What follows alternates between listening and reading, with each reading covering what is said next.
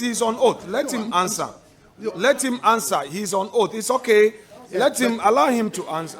No, with all due respect. No, with the greatest respect, it is our position that let the man answer. Let him answer. Let him answer. Let him answer. Mr. Nanatwata, please let him answer. Please let him answer. That is the direction from the chair. Let him answer, please. Please get him the mic to answer the next few questions. Counsel, with respect, unless you do not want to submit to the chair, please let your client answer the questions. With the greatest respect, can I have direction from the chair? Because the chair made a certain statement. Now this is the second one. It said that. Yeah, but what we are saying is that kindly, with respect. So I'm saying that this is coming from the chair. That please kindly give the mic to your client to answer the questions.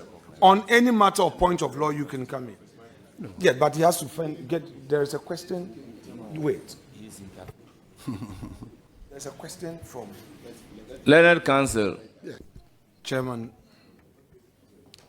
thank you for the opportunity.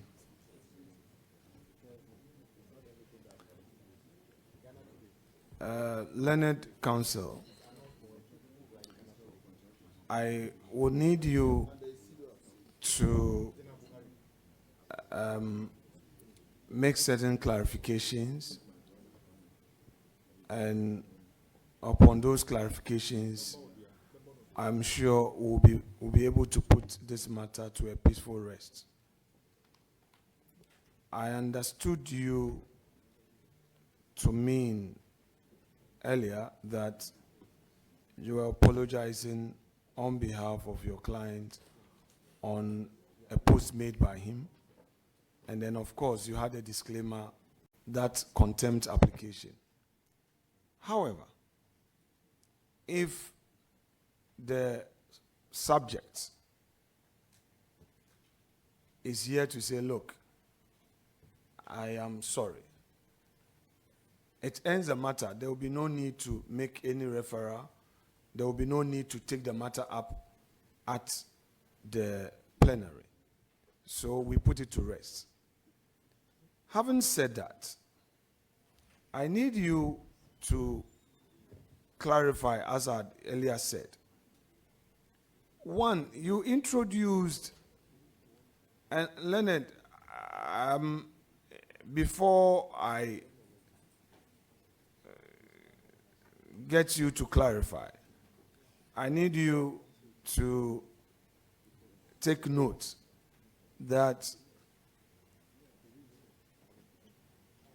certain matters that have already been introduced by you give rise to some inquisition. So in asking you to clarify, I'm giving an opportunity still for you, if you so desire, to put all strenuous matters that were earlier introduced to a peaceful rest, if you so desire. So one, you had said that your client was only a whistleblower, was being a whistleblower. To say your client is a whistleblower, meaning that he's exercising his right in law, having come across an issue, and as part of his democratic right and to enrich democracy, he has decided to blow the whistle. To blow a whistle must be founded on something. So, Leonard Counsel, I would want the first point. Would you want to take away that aspect of your earlier submission to the effect that your client was a whistleblower? Would you want to take that away so that we can deal with? Would you want to withdraw that aspect? Mr. Chairman, with all due respect, it is the last thing my client will want to withdraw. It is the last thing my client will want to. He's instructed me. I've indicated that as a citizen, either by law or as civic responsibility, he feels obliged to draw attention by any means possible to ills or ill wrongs going on. This is a great institution of state. And my client says that he saw something, he heard other things, he was worried, so he came public. It is the obligation of every citizen, as a citizen, not necessarily by law or the Constitution, to speak out to wrongs. If in the process of articulating that wrong, there's an assumption that he'd erred, he says he's prepared to apologize. It doesn't write off what he said, he saw, or he heard. So, with all due respect, Mr. Chairman, if I may just make a small point, with all due respect. Mr. Atuata, please, hold on, sir. Please, you have to let sir, me. sir, Nana Ato Dazi. Yes. Sir, all of us here, we come several generations after you in this enterprise of politics. At the time you served as chief of staff and even completed your tenure as chief of staff, I was still in school. Please. Sometimes the approach can get things out of hand. At this committee level, we have decided that if you are apologizing, then let us resolve the matter here. But sir, with the greatest respect to you, you had indicated that your client was blowing a whistle. I heard you. I wanted to give another opportunity by way of clarity, because in one breath you say you are apologizing for putting out a statement. And you're doing so because you don't have factual basis to put it out, or that there is no evidence to that claim. Look, if there is nothing to apologize and your client feels strongly about what he has put out, let us then proceed to refer the matter to the Privileges Committee, where he would have his right in law to come and defend himself, so that we know where we are going. But if you now say that, he is a whistleblower and exercising his constitutional right because he's heard something, he has to say something. Here, whatever that he heard, you and I know that in this country, Ghana, as particularly Accra here, people hear things every minute. Should we begin to be typing things that we hear?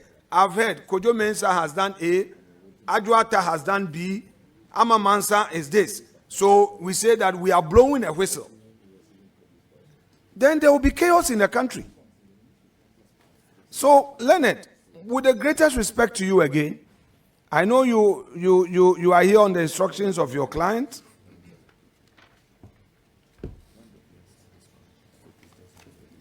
I'm asking you, would you want to take away that aspect of your submission which you condition on your apology, that he was acting as a whistleblower?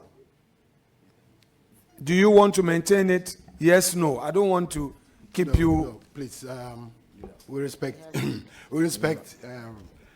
50 years at the bar. I'm entitled, with all due respect, to appear to understand the processes being here.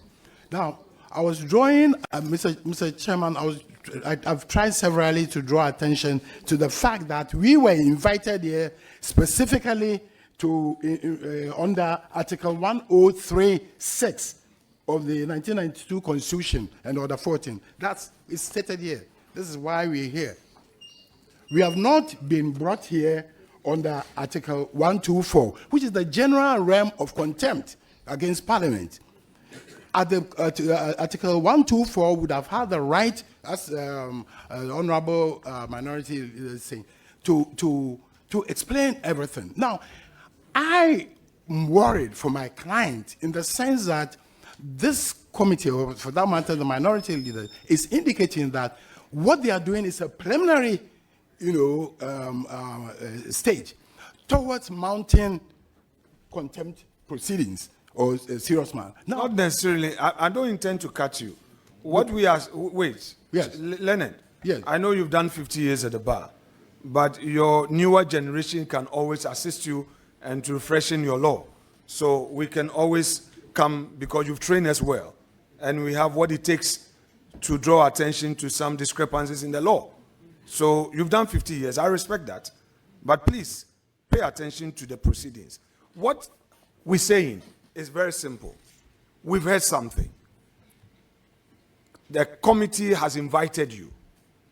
You have in fact given respect to the committee by appearing. The committee is finding out from you the posts. On this table, you have confirmed one post, you've denied the other. That is fair enough. Second, you are saying that the very post that you accept as coming from you, you apologize unreservedly. What we are saying is that to the extent apology, the matter dies and we put the matter to a peaceful rest. It doesn't travel beyond this table. However, in view of the fact that the very apology is laced with some conditions, we want to give you an opportunity again to then clarify. Because for me, if you maintain the position that, look, you were acting as a whistleblower, and that you acted based on what you heard, and you had reason to rely on it. We are both counsels. Reliance. Was it reasonable to rely on it? In relying on a fact, would you end up hurting somebody's interest? There is ability tests in law of thought that every student knows. At what point do you rely on a matter? No, let me finish with respect. At what point do you rely on it? The whistleblower law that you refer to, including your right therein, at what point do you invoke those rights? So I am just drawing your attention to all these matters to then invite you back to the earlier point. That are you saying that I am sorry, I shouldn't have posted this, let's end it here? Or you are now saying that you are a whistleblower, you've heard, and that as part of your democratic right, you have to. You, as a former chief of staff, knows all too well the effect of some of these statements on the reputation of the country and its institutions. You've been in government, you've been part of the national security architecture of this country, and you can tell the effect of some of these things on the very democracy that your client says he's exercising his right under. I would want to ask, based on your response to me as a final response, I would then be able to confer with chairman, and then we know what to do. Are we accepting an absolute apology, unconditional apology, to put this matter to a peaceful rest? Is that where we are, counsel? So that we know what we are doing. Are we putting this matter? Chair, relax.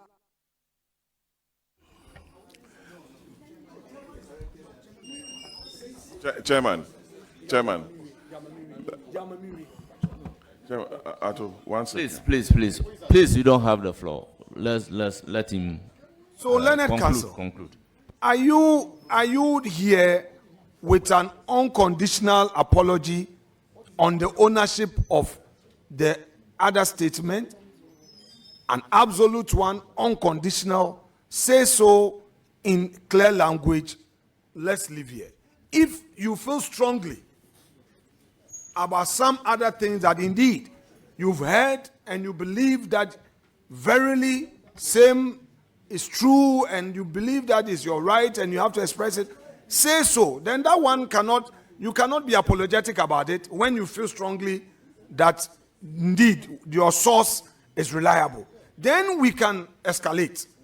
But as we speak, you are not before a committee holding contempt proceedings. No. We are doing preliminary verification, validation of what has come to us. So I leave the floor to you, guided by what I have just put out. Thank you.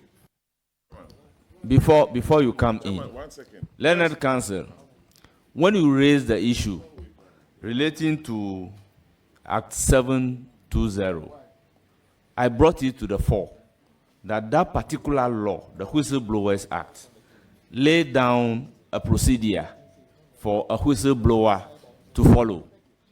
And it is definitely not social media, because action taken at social media has its own implication, and somebody who really wants to act as a whistleblower has a procedure to follow in blowing the whistle for a necessary action to be taken.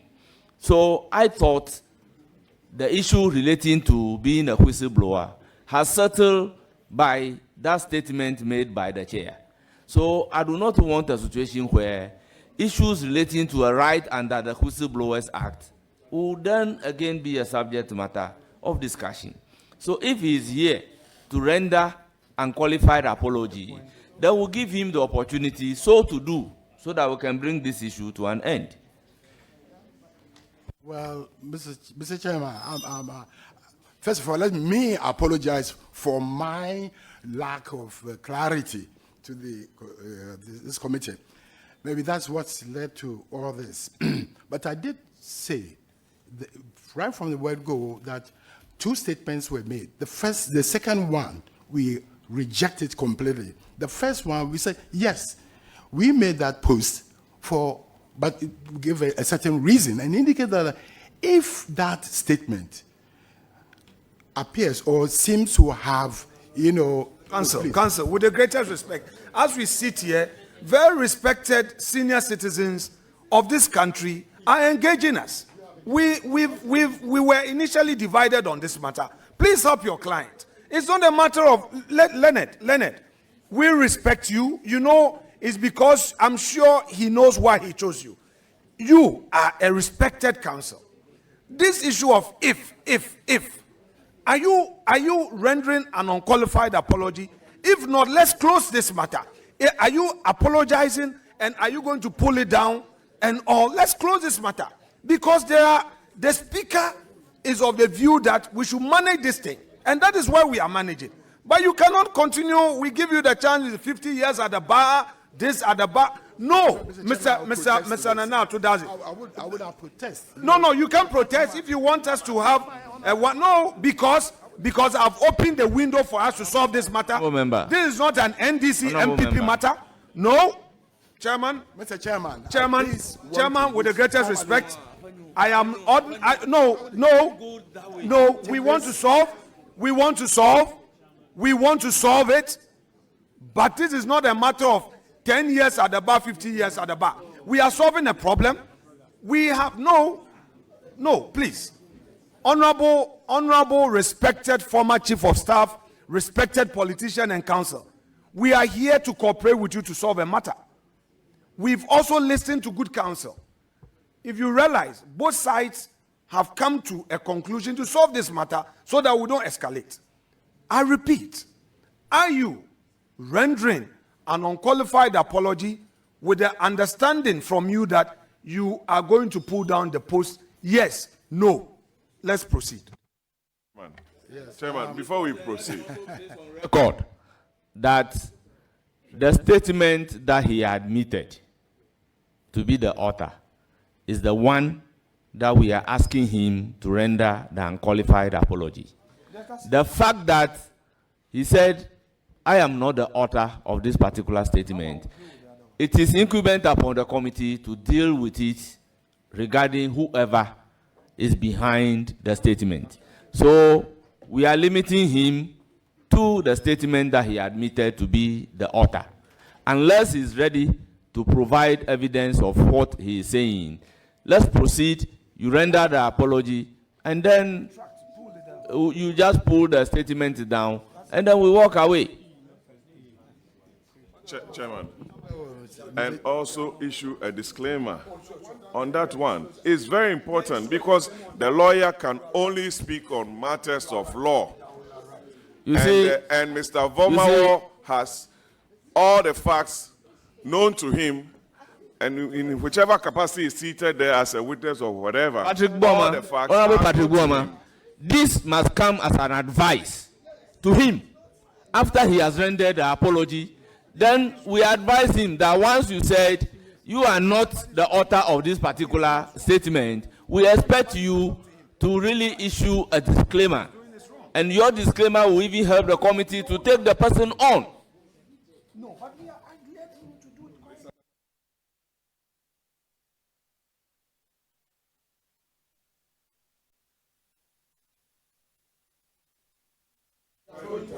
it. So, Honorable Counsel, the floor is now being given to your client.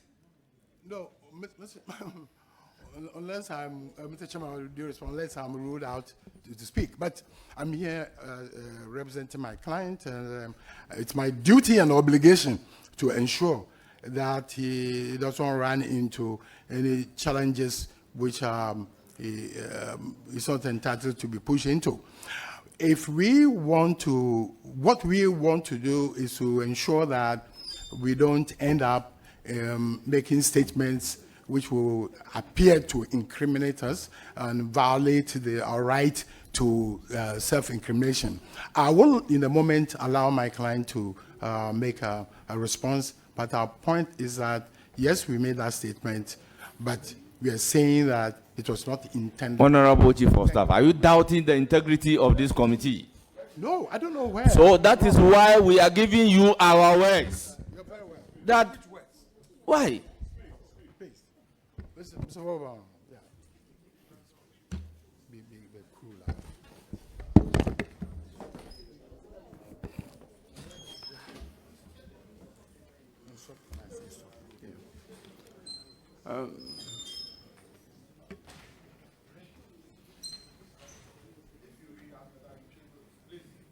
You have the floor. Honorable Chairman and members of the Appointments Committee, I am grateful for the opportunity to appear before you to address concerns regarding recent posts on social media and subsequent misreporting or other ones that have been generated which has caused apprehension in the distinguished House. I want to begin by reiterating my utmost respect for the committee and its constitutional role and the job or task it has to vet persons to high office in this country. Yesterday, I watched the proceedings and was eagerly looking forward to the vetting of Dr. Manibuama, a man of enormous integrity and respect. I want to extend my apologies to him that his vetting process became the subject of, in some respects, overshadowed by conversations about an alleged post. I'm grateful that the committee in its wisdom has invited me and, in fact, also allowed the vetting to continue, which allowed Dr. Manibuama to show his grit and integrity. Mr. Chairman, yesterday, the second Deputy Minority Whip and Member of Parliament for Weja, Gbawe, the Honorable Jerry Ahmed Shaib, read a statement which is being referred to as the second statement, which was repeatedly attributed to me. As has been said categorically, those statements were not mine. At no point did I accuse the chair of this committee or members of the NDC for having asked for or to be given money or to submit themselves to oral. It is in fact on record that I've praised the chair of this committee for his leadership of the committee during the ministerial vettings. And these were my comments, sir. May God grant us all the serenity and maturity of Honorable Ahiafo Bernard, for in the face of grave immaturity and tantrums, he retains the dignity, his dignity. To those of you who say he's weak for refusing to engage, I think that he has shown that strength is not loud, it is patient and deliberate. Mr. Chairman, I categorically dissociate myself from the comments attributed to me, and even from subsequent remarks that had been made by others that I was accusing certain members of this committee for corruption. The misinformation, as I said, was appeared on a Facebook post under one NPP Projects Bureau.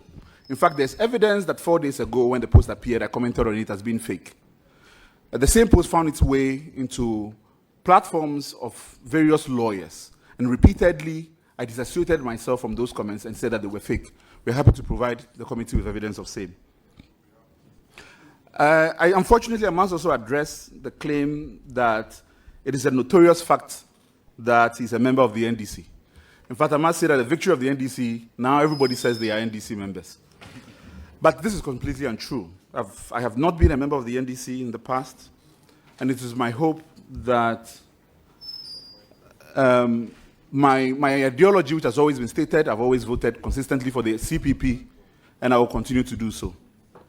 Mr. Chair, I want to, in fact, provide context and clarity to the post that have caused consternation before the committee.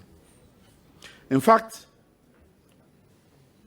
when I was making the post, I was referring in many respects, yes, to information that I had, and also in particular to these types of allegations that come up often and that plague this committee and its honorable duty before it.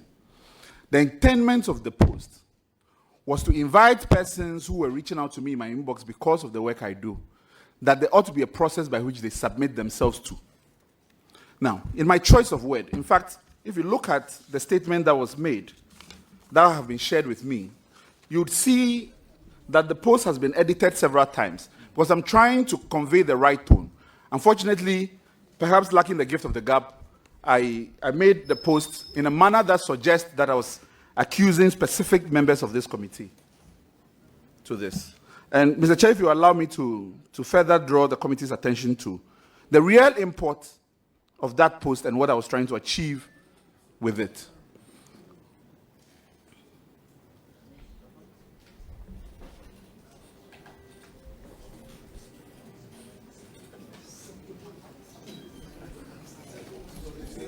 Please, there is no need reading the statement. We all have copies. So just proceed.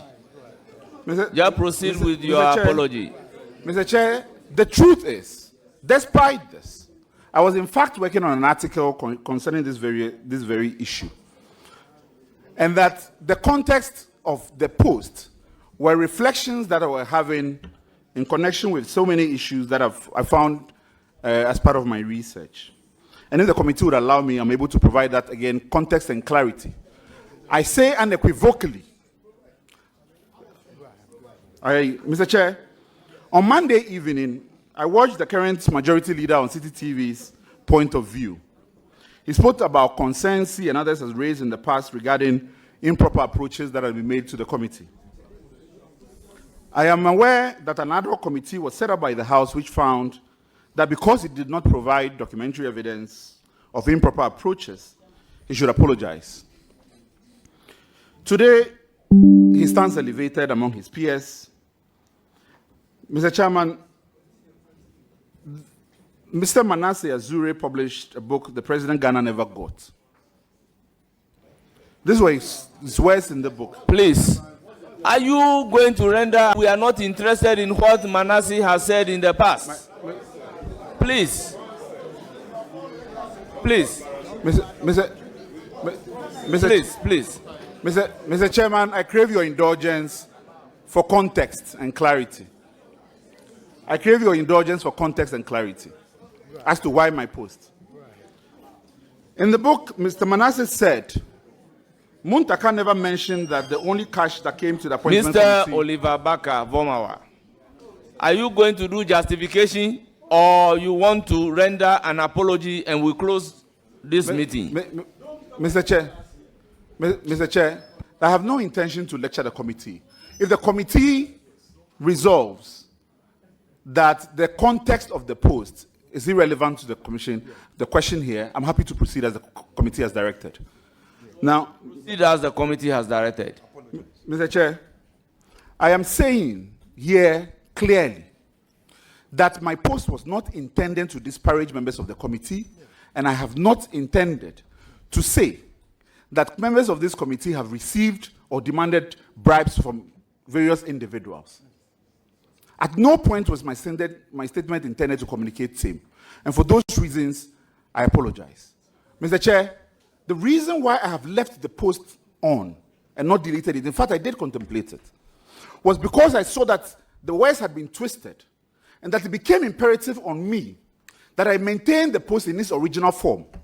That if I was questioned on it, reference can be made to be able to verify it. This is the reason why it wasn't deleted. So now that it's been resolved, will you want to pull it down?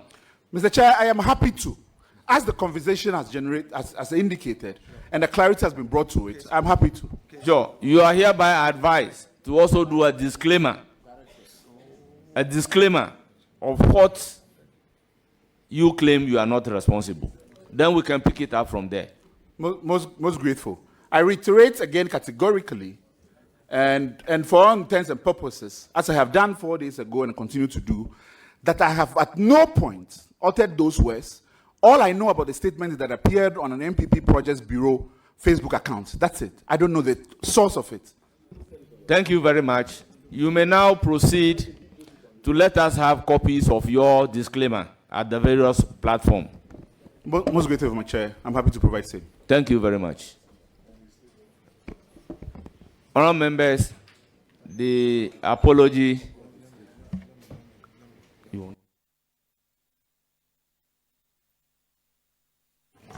Chairman, thank you for the opportunity. To our friend Oliver, for me, I think what you've done, if you follow it through, it will help all of us, including you. So please proceed as you have said to do the needful. That's all about it. Thank you, Chairman. You may proceed. Thank you very much. Learned Counsel, your client, having apologized, is hereby discharged. The patience and tolerance. Thank you very much for attending upon the committee and clarifying issue. My hope and the prayer is that the media would equally handle this, to use the word, with equal prominence as how the allegation was handled. Thank you all.